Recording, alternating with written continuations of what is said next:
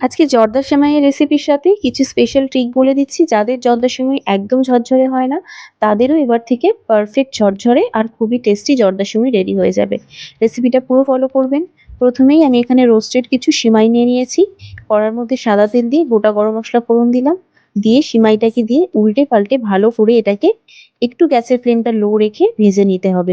এটায় তাড়াহুড়ো করলে হবে না, হাতে মিনিট 15 সময় নিয়ে ধীরে সুস্থে করতে হবে। আর এখানে একটা চিনির শিরা বানিয়ে নিচ্ছি। এর মধ্যে লবঙ্গ আর কিছু কেশর দিয়ে ফুটিয়ে নেব। নেওয়ার পর এদিকে দেখতেই পাচ্ছেন আমাদের সেমাইটা খুব ভালোভাবে ভাজা হয়ে গেছে। এই সময় চিনির শিরাটা এর মধ্যে দিয়ে দিলাম। দিয়ে ভালো করে নেড়েচেড়ে এটাকে ঢেকে ১০ মিনিটের জন্য দমে রেখে দেবো। এই সময় গ্যাসের ফ্লেমটা বন্ধ করে দেবো আর কিছু ড্রাই ফ্রুটস এদিকে কেটে নিচ্ছি। আর দম দেবার পরে ১ম এ সেমাইগুলো দেখে মনে হয় যেন জড়িয়ে গেছে। একদম ভয় পাবেন না। দুটো কাঁটা চামচ নিয়ে এইভাবে অপোজিট ডাইরেকশনে টেনে, টেনে ছাড়িয়ে নেবেন। দেখবেন সমস্ত সেমাইগুলো ছেড়ে গেছে। এই স্পেশাল ট্রিকটা অবশ্যই ফলো করে দেখবেন। সেমাই কিন্তু খুব ঝরঝরে হবে। আর সমস্ত ড্রাই ফ্রুটস গুলো দিয়ে আমি একটু ২ চামচ ঘি এড করলাম।